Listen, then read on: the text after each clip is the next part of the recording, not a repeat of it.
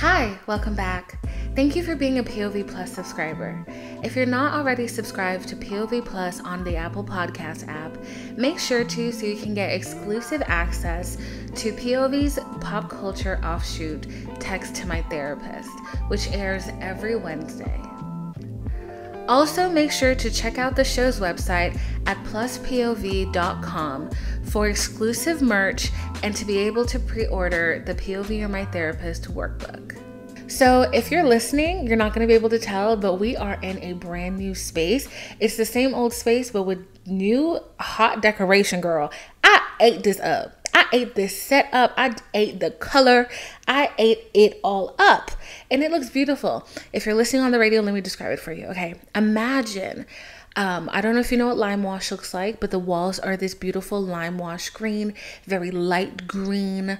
Imagine like a yummy sage with a lot of texture in it and a lot of different tones. It's very nice. It kind of looks like stone. Oh my God, so fancy. I'm sitting on a new couch. It's like a module set that you've been seeing all the girlies with on Instagram and Pinterest. Yes, I got my little grubby little fingers. My grubby little fingers got a hold of it. Thank you very much. Okay. So I got one module in white and then the other one in orange, which just matches my set perfectly. Mwah, bellissima. Thank you very much. And behind me, there's like a mid-century modern type, what is that? What would you call that? It's not a book set. It's like an entertainment center. I put my candles on it and then I put a POV plus sign. And then it's just very cozy. It's very warm. It's very cute. I love it. I'm just so excited. I spent a lot of time putting this set together and kind of deciding what I wanted to do with this set for the new season, season three. So I'm just excited that everything came out the way I wanted it to. And I'm just very proud of myself and all the hard work. I would like to say a special thank you to my mommy, because when we were doing this, I was really angry because I was stressed the fuck out. Y'all, we got this done in about 2 days, 4 days ago, and this is what I'm going to talk to you about in this episode, is all of the updates that's been happening and all of the changes that has been happening in my life. So my studio finished about like a week ago. Okay. As you can imagine, that's very stressful for me because I didn't want to wait until the last minute to be like getting ready and like doing everything, and then I missed something or I forgot to do something or I lost something, because I've been doing a lot of traveling this summer and I've taken my camera and my podcasting equipment with me. So it's like, I don't want to be seated ready to record the last minute, the last moment I have to record, and then I realize I am missing something. So that was my biggest fear. And I wanted, just in case if I hated it, I had enough time to reshoot, regroup, redo whatever I needed to do. Okay. So I was on edge. I was very much on edge. And I was very rude. I was a bit evil. So, we talked about that. I said my apologies and all of that. Yeah. So that being said, thank you, Mummy, so much. Also, so I'm just going to introduce the season. I am going to introduce the season because I wanted this season to be very, very specific. I wanted it to have themes, and I wanted there to be topics that we focused on and we talked a lot about. And I also wanted to have guests. Last year, we dipped our toes into the guest pool a little bit. And I don't know if you remember, but I had my friend on, Lindsay. Hello. And that interview was so terrible. It was so bad, but it was a necessary evil because I realized how I learned how to interview. Watching myself back, I realized all of the ways that I screw up consistently when I'm talking to people, and how sometimes in the effort to be funny, I actually end up being extremely annoying. Okay. So I realized that. And then I also realized I said a lot of filler words said like a lot and a lot of ums. And I really was disgusted by that because I sounded so dumb, and I was like, baby girl, we gonna work on this. So as time went on, I realized like, no, you can't just wing this. You have to write notes. You have to do all of that.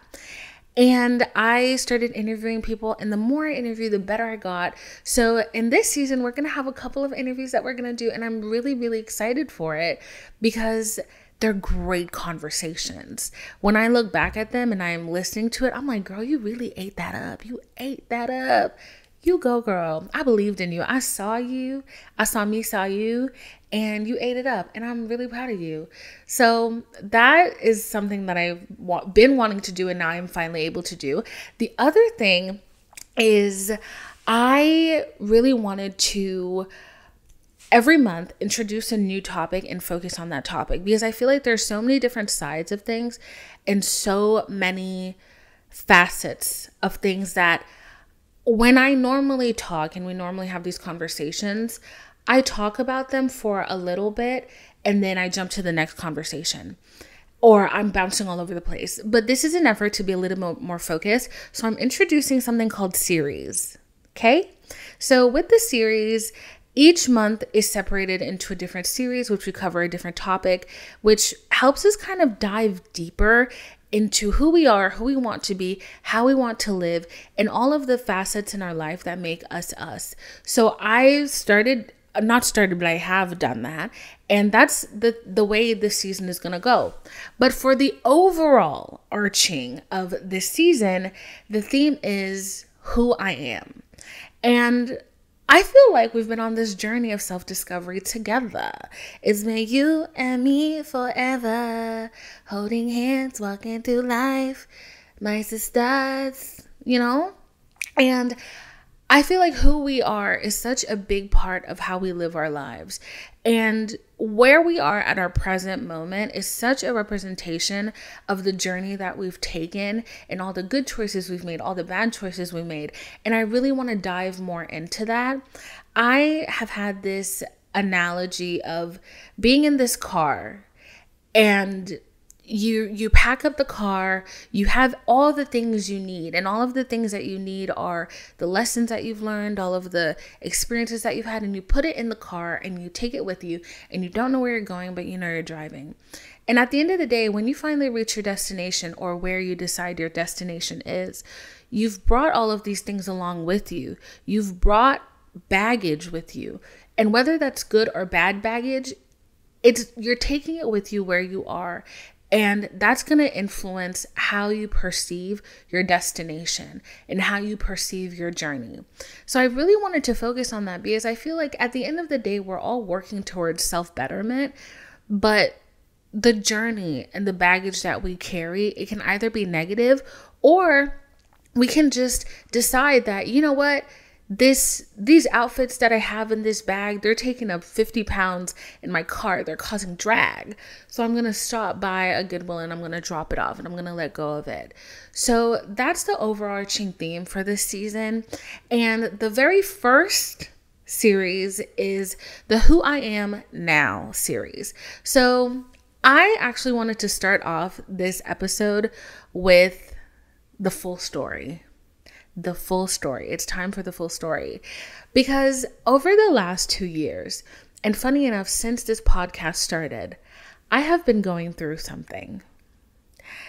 I've been going through something that honestly has caused so much stress and so much anxiety for everybody involved. No, I'm not sick. Nobody's sick. Okay. I mean, I have my issues, but like, it's not that. No one's dying. Okay. But what it did teach me is just how real your body's response is to things. So we're going to start the story. Are you ready? And normally I'm like, it's a magical story. We're stepping back in time. No, bitch, this is a horror story. So dun, dun, dun. Okay? Y'all, this is the story of how a scammer basically ripped my fucking house apart. Okay? I've hinted at this. Over the last couple of updates, I've been talking about how my house has been under construction. But if you remember, when I first started this podcast, literally the second episode, there's a moment where you can hear a buzz saw. Just like cutting some shit up. And that's when this all began. And funny enough, I started the podcast when that started. And I think the podcast has helped me, has distracted me from the reality of my situation for so long. So we're going to skip ahead to 2021. We hired this contractor to work on this house. And he comes in, he starts doing demo, he's breaking down walls, he's dragging shit out into the yard. No dumpster in sight, mind you. He's dragging shit out into the yard. He's starting this huge project and he's all by himself. And I'm like asking myself, like, where's his crew? And I'm asking him, like, where's your crew? Like, when do they come? Like, you're going to need an electrician, like all these things. And he's like, yeah, they're coming. They're not coming.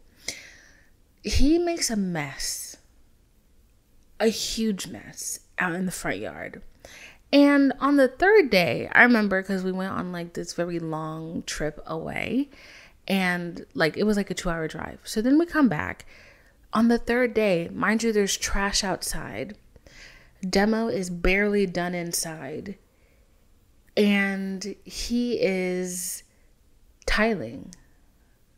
He's putting tile on the floor. There's debris everywhere. The old tile hasn't been ripped up yet. There's appliances in the kitchen that clearly should be moved before you start tiling. So like the stairs were carpeted. He tiled around the carpet. And needless to say, that's when the red flags were just like, oh, hell no. Like, this isn't going to work. So while we're there, he decides that, okay, he needs to move the dishwasher because he does have to tile under the dishwasher. As he's moving the dishwasher, my mom is like, yeah, I don't think this is done right. And he's kind of getting a little upset, to say the least. And she's like, yeah, I don't think this is done right. So I have my doubts about how you're doing this. Because I'm looking through the tile and, you know, like when you put tile in, you put the little dividers. There's no dividers to be seen anywhere.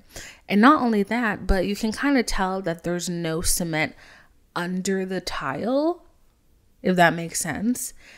And when you walk on the tile, you can hear parts where it sounds hollow and then other parts where it sounds like there's something under it.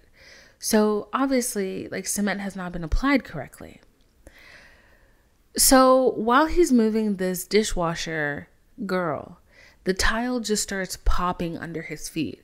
Like, the shit starts breaking. And this is like large pieces of tile, and they're just going like pop, pop, pop, pop, pop, pop, pop, pop, pop, pop, pop, pop, pop, pop. Am I Beyonce? When the cameras go pop, pop, pop, pop, pop. Okay. So now we're all looking at each other, and my mom's like, yeah, it's not done right. Like, the tile's not done right.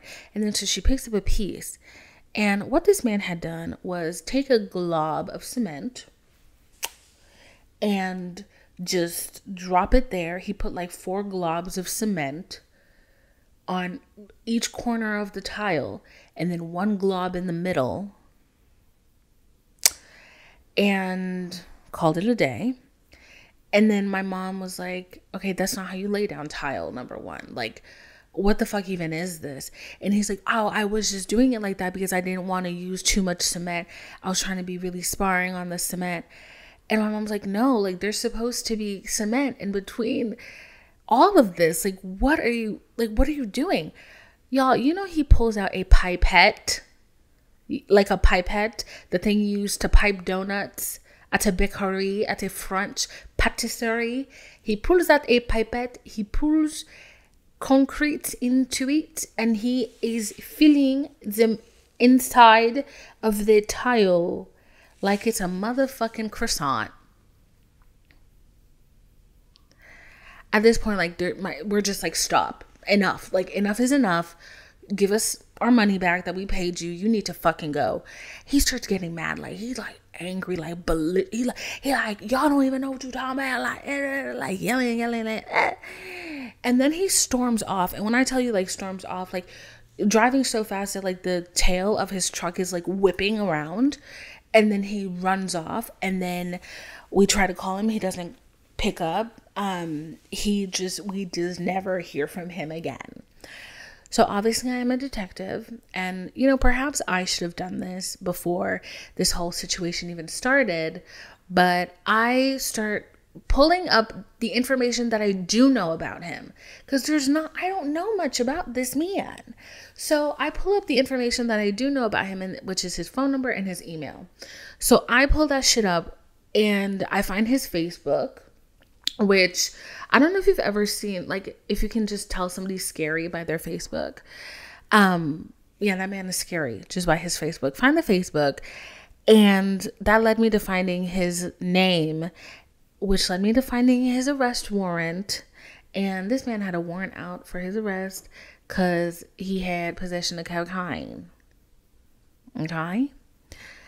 But now, while there's ways to be very litigious about this and to kind of involve the police, the situation of the house looks so terrifying that a very big concern that it'll be condemned and that it'll be deemed unlivable.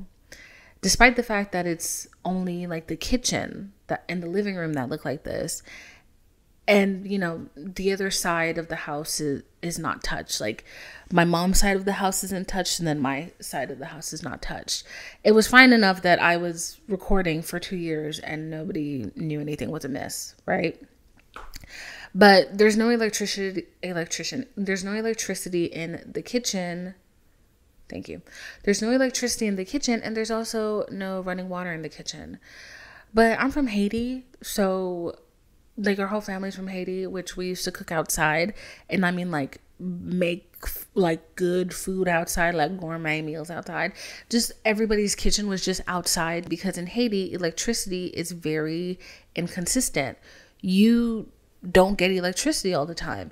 It's sometimes you get electricity 1 hour a week. So people relied on gas and coal and fossil fuels as opposed to electricity to power their kitchens, their bathrooms, their water. Like, we did everything. Like, if we wanted to watch TV, we went to my uncle's house because he had a generator. But guess what was plugged into the generator? The TV and the fridge and maybe the ice box. But people who didn't have a generator, they had like these ice chests that would keep things very cold for a long amount of time. Like, everybody was fine. It was fine. Anyways, so that being said, there was no electricity in our kitchen for a long time. And we just kind of made do. There's other parts of the house that were not used because it's just me and my mom. So, and there's multiple bedrooms in the house. So guess what? One bedroom was turned into like a makeshift kitchen. Another was just like a place where you could like sit. Like, we turned the mudroom into like a sitting area. But that being said, sometimes when you're in survival mode, you're under a lot of stress and it manifests in very different ways. Like, during that time, and I'm still coming off of it, I've never been a person to have anger issues, but I found myself being very angry all the time. And actually, I didn't even tell you the worst part about this whole thing.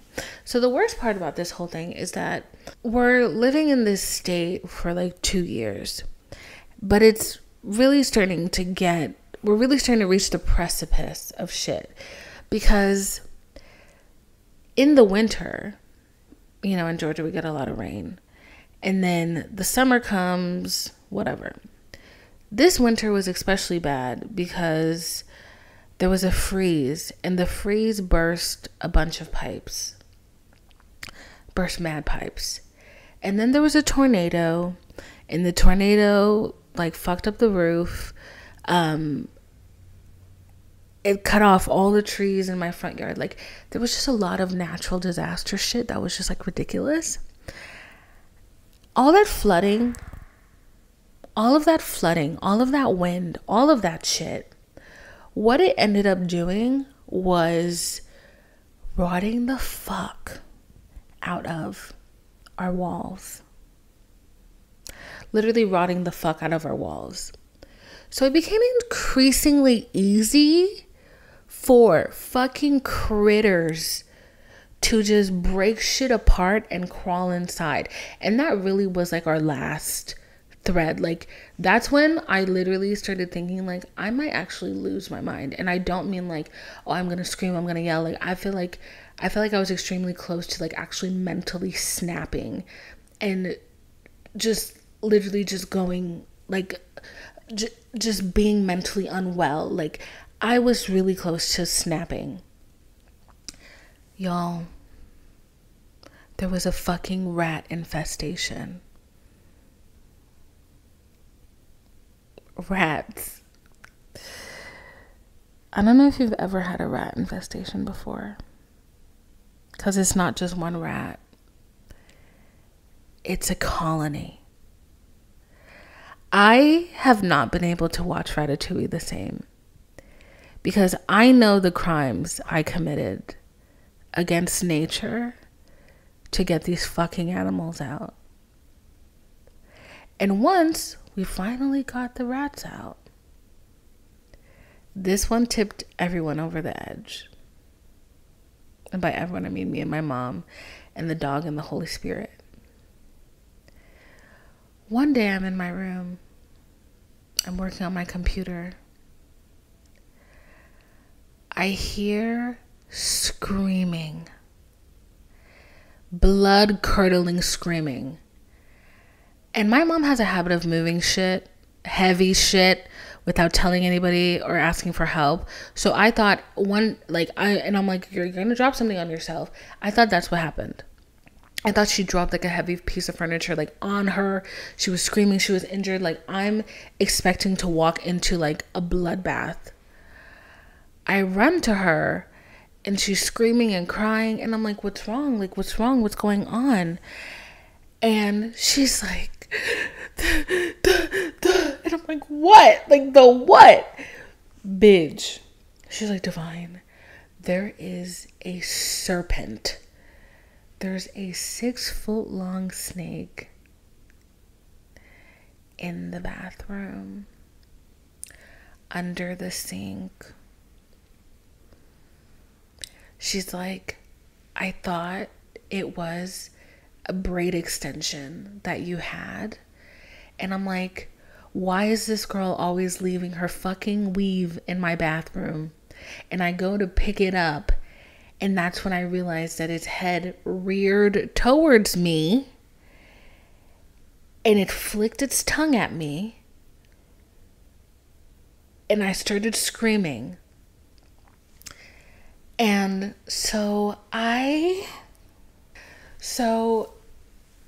very carefully try to open the bathroom sink counter thing, the sink, what is it? The sink door.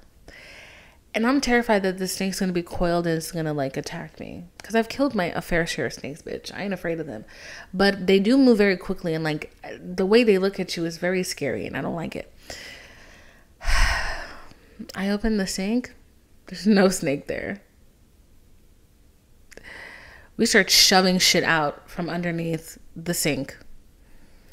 Come to find out, there is a ginormous hole under the sink. There's a ginormous hole under the sink,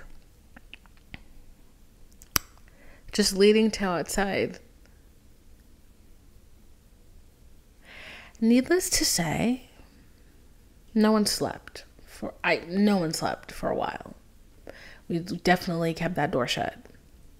And I know you're probably wondering, why didn't you get it fixed? Girl, during COVID, everybody and their mother wanted their kitchen house renovated.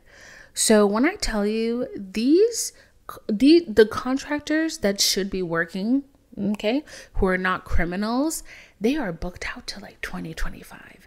And I wish that was a joke, but it wasn't. I remember during this time asking my neighbor he was always doing work in his house, in his yard, asking him if he knew any contractors that we could hire. And his answer was, if you're able to find a contractor right now, they are probably a criminal or a crook. And he was right, because every contractor that we talked to, interviewed after, girl, they were trying to scam. They wanted like $10,000 up front. You're asking for pictures of work they've done. They can't find it. Their phone's not working. Like, just a whole lot of stuff. And I ended up realizing just how easy it is to get scammed by people, and how many people enter construction, like that line of work, because they're crooks and like they want to make an easy buck and like steal. So at a point, like, it was just difficult. And then the people who were honest, they would very straight up say that they think that the project is too big for them, and they're used to handling smaller projects and they don't feel confident about this project. So trying to find a contractor went on for 2 fucking years. Okay.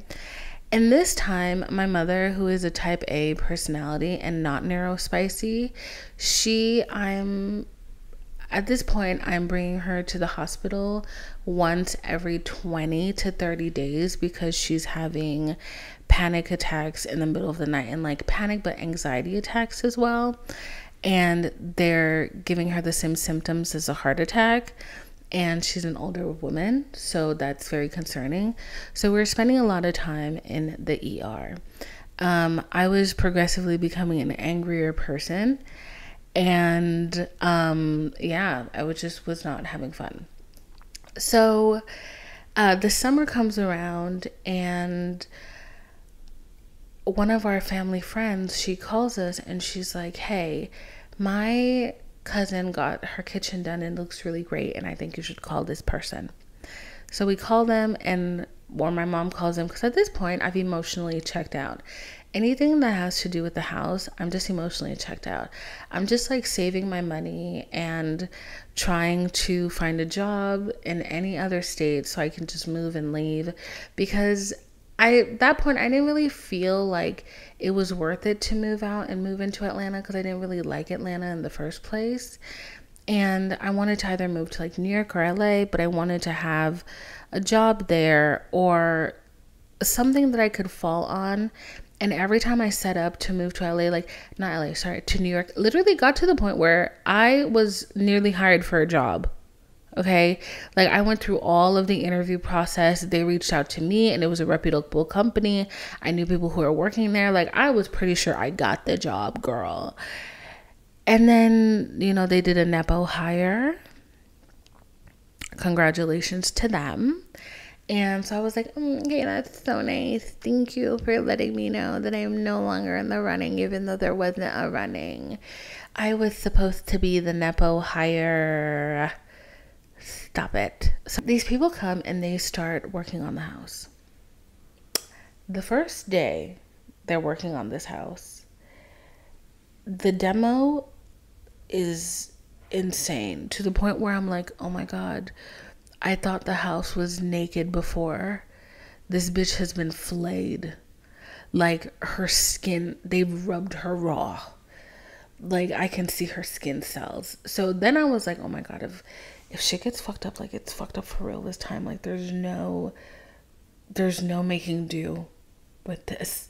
If shit is fucked up, it's fucked up. Like, they did demo to the bone, basically, like, to the studs. Like, it was a full gut job. Yeah. So, and then at that point, they are adding to the back, and the whole ass of the house is just out. Her pussy is wide open. Like, the whole world can see my house's ass crack. Like, literally, if a deer just went the wrong way and they could have just ran up into my house. Terrifying shit. All of that said and done, the house is done now. We have a home. And it was so crazy. It didn't really dawn on me just how stressful the last 2 years have been until we came back from the airport, and as our Lyft driver was turning into the driveway, I saw that there was light coming in from the house and it was nighttime. And I said to myself, I was like, oh fuck, they left a light on, which, like an industrial light, the ones that you plug into an extension cord and like you can hang it anywhere.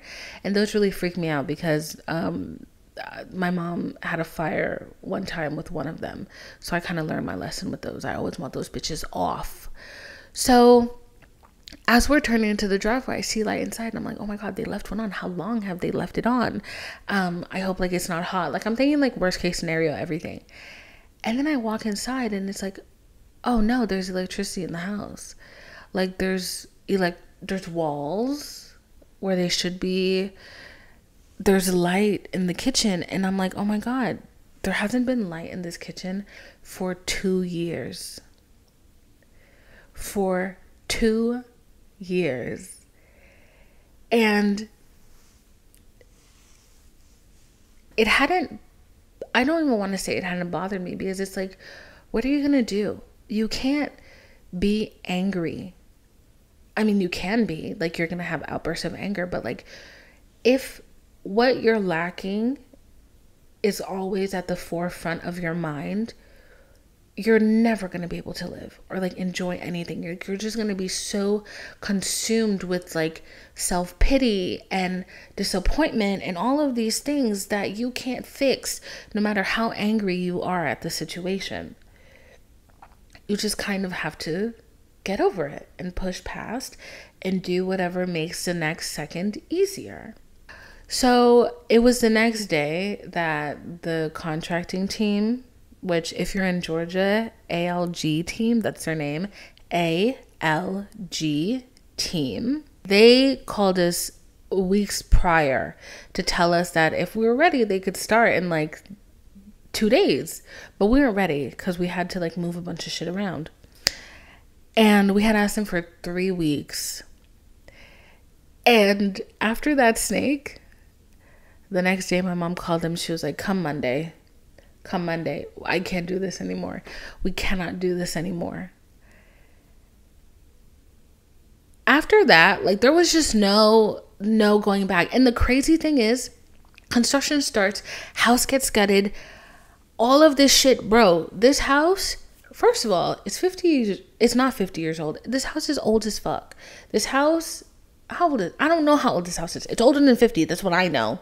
Okay. And it was built before codes were implemented. Housing codes, building codes were implemented in Georgia. So the guy that built this house, he was having a blast, girl. He was just doing whatever he wanted. He was playing Tetris up in this piece. Okay. So the house, when it was bought, I don't fucking know, man. Like, but all I know is that the more construction that went on, the more we're just like, oh, so we're just lucky that this house did not fall on top of us. Because they started like pulling, like at one point there was just one window. There's a room that we're just going to change the window. Okay. Girl, they started changing the window. The wood under the siding, which you can't see, the wood inside the house that holds the house up has been destroyed by termites. And I mean, like, you know, when you're looking at like cave pictures and they have like stalactites and stalactites, I think they're the thing that like drip from the ceiling and like they make icicles. The fucking piece of wood was eaten down to a spike. That's what was holding the whole wall up. So that had to be replaced. We run into this consistently, constantly. Like under the house, there's a support beam that the foundation has shifted. Everything that you don't want to hear during construction, we heard, okay? And there was this idea that we're going to remove the second floor, which is where my podcast studio would have been here. We were going to remove the second floor and we were going to have this beautiful cathedral ceiling that we thought was what was here when we first got this house. Girl, you can't do that. You cannot do that. Because the person who built this house built the loft as part of the house. It wasn't an afterthought. So when you think of an A-frame house, you think of logs stacked against each other like this. But the way this person built this was like they're like, okay, one triangle, under. So it's like they built this house like a cake as opposed to a teepee.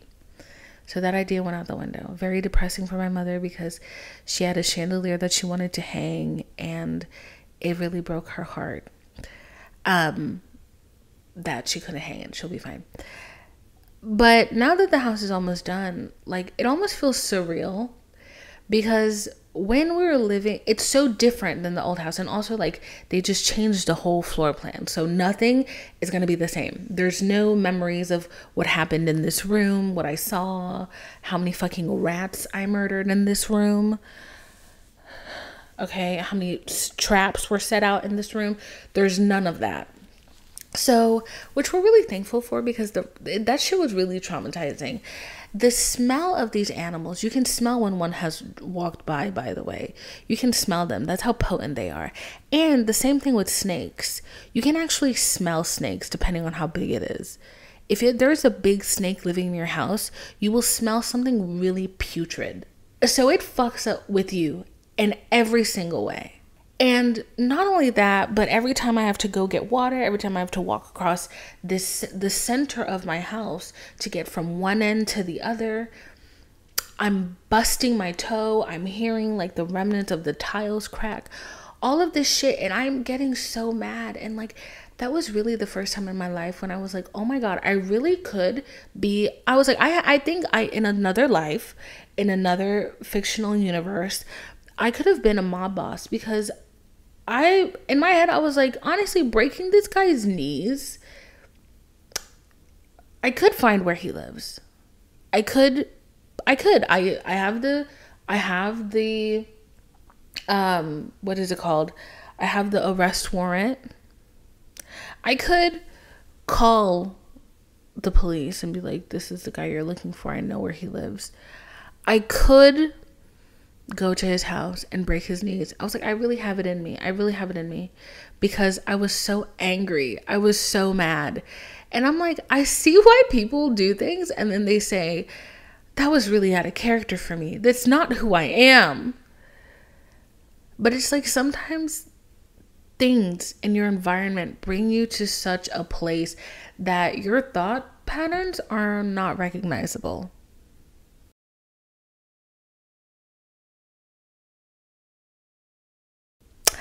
And that's where I was. I was really angry for a long time. And like, I think that's an even more reason why I'm so thankful for this podcast is because I'm going through that and I am deeply compartmentalized. That is compartmental fucking lies.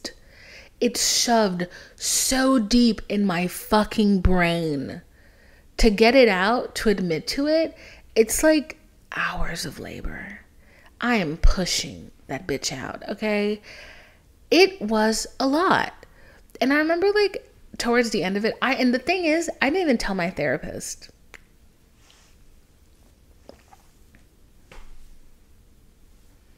You heard me? You heard that right? I didn't even tell my therapist about this deeply traumatizing thing that I was going through. I didn't, because I just didn't want to talk about it. I didn't want to talk about it. I didn't want to think about it. So I didn't. I shoved it down deep and I just did not acknowledge it ever. And I am somebody who my physical space influences how I feel a lot. When my room is like super messy, dirty, I can't get anything done. I'm super depressed. I'm going through it. I don't feel well. And my physical space manifests how I feel inside. And my physical space affects how I feel inside. Whenever I'm like really mad, my mom will literally be like, you need to fucking clean. And I'm like, but that's not what's going on. There's other shit going on in my life. And she's like, yeah, but your room's messy. So that's not going to help you at all. And then I'm like, fine. And then I clean and I'm like, oh, life is so beautiful. Look at that bird. Did you see that bird? I love him. Life is worth living. Yeah, right after I just fucking lost my shit, just lose my shit at everybody, just being the most evil little conniving bitch there ever was. And then I clean my room or I have a snack and I'm like, life is so good. Are you okay? Why are you sad? You need to enjoy life. Like, you need to really tap into your life and like your surroundings. Like, why are you upset? Are you mad at me? Like, what's going on? Like, yeah, that's me. But I'm just really happy that that's over and I can return to a semblance of normalcy, because that was not fun. And it feels very violating that somebody could just come into your house, fuck it up, take your money, and then block you and disappear and ghost you. And like all the time, I'm like, I wonder what that guy is doing right now. He's probably scamming. But I heard through the grapevine that he did it to some other lady, and she was a white lady and she had multiple houses. So she didn't have to be, terrified of her shit getting condemned. But I heard he did that to a white lady and she went to the courts. So I honestly don't even remember his name. You would think I'd remember his name after all of the shit he put us through. But no, he's deeply compartmentalized as well. So he did that shit to that lady, and I know she took some action. So who knows? He might be under the fucking jail right now. And hopefully he is. Okay? Abolish the system, but not for him. Not until he's under the jail cell. But I'm just happy that I don't have to stub my toe when I walk through the middle of the house. I can turn on the lights. I have a stove. I can bake. I don't have to use an appliance. I don't have to use like a countertop appliance. I can actually, I can enjoy myself. I can have people in my home. I can have community again. I can do all of these things. Because before, like, I have a group, like I have a handful of friends who've seen the destruction and the chaos that was the inside of my kitchen and my living room. And it's actually funny because one of my friends called me the other day and she said, oh, how's that construction going? I was like, girl, it's almost done. And I was like, I have a stove. I sent her the picture of the stove. She was like, Divine, your house was in rubble. She was like, it was rubble. I was like, that's a little too real. I don't want to hear that ever again. And I was telling my mom, like, very earnestly one day, I was like, not even being funny, but I think this house, like, really, the way it was, it had the capability to kill somebody. Because guess what stopped the minute the construction started and we started seeing real progress? Her panic attacks. I've not had to take her to the hospital in a couple of months. I'm a lot less angry. I've actually cried more now, which I wasn't crying before at all. Things that should have made me like tear up or cry or just like, an instinctive release of emotion, they were piling up and just making me mad. I was just being angry. I was just getting angry. But now I feel like I have space to, I don't feel so condensed. I don't feel so compact. I don't feel like I have this big ugly secret that I'm like carrying around. And like, sometimes like I think about it and I'm like, maybe I'm just being dramatic. Like, it's just a house. But it's like, you think about what your house means to you. And I think about how I used to live in Haiti. I used to live in a third world country. I was never like deathly poor. But I think about what our construction and our architecture and our systems look like, and how to an American person that would be like, oh my God, you're living in squalor. And I think about how I would have preferred that to this situation I was in for the last 2 years. And I think the only really good part of it was just the way this house was built. When you're on one end of the house, you don't know what's going on the other end. You don't. So the middle was the middle. And the left side was the left side, the right side was the right side. And if I wanted to pretend like there was no middle, I could. So, you know, your space is very important. I think that's one thing I learned here, is that your space is very important. And I don't think I will take a clean kitchen for granted ever again in my life. I really don't. I relish. We have wood floors now. I've been polishing them bitches on my hands and knees like motherfucking Cinderella. With my little microfiber cloth, just scrubby, scrubby, scrubby, scrubby, scrub. You know, because I deserve a nice space. And also, by the end of this, I don't think anyone expected the house to turn out the way it did, because it's gorgina. You can see it on my Instagram. I post every once in a while on my story. It's gorgeous. It's beautiful. There's a big ass window. There's a gorgeous kitchen. There's a place to sit and talk to somebody and have a cup of tea. I don't have to go outside to sit with my friends anymore. They can come inside. So that's the first portion of the Where I Am Now series. That's the first overarching update that I wanted to give. On the next episode, I will be talking about my relationship with spirituality and where I am in terms of that, because I think over the years I've talked about Christianity and I've talked about tarot and how I feel about those two things, but I think it's only recently that I've made a real informed and impactful decision. And I also, since we're in the spirit of Halloween, it's October, I really want to tell you guys some of the stories that I know of Halloween and Haiti. And I'm trying to convince my mom to be on the pod, to be a guest, because a lot of these stories are her own. Stay tuned after this episode for a very special preview of Text to My Therapist, the POV pop culture podcast that airs every Wednesday for our POV Plus subscribers on Apple Podcasts. Also, if you're enjoying the show, make sure to share with family and friends and to leave a rating and review on the Spotify or Apple Podcast app. Again, thank you so much for being a POV Plus subscriber.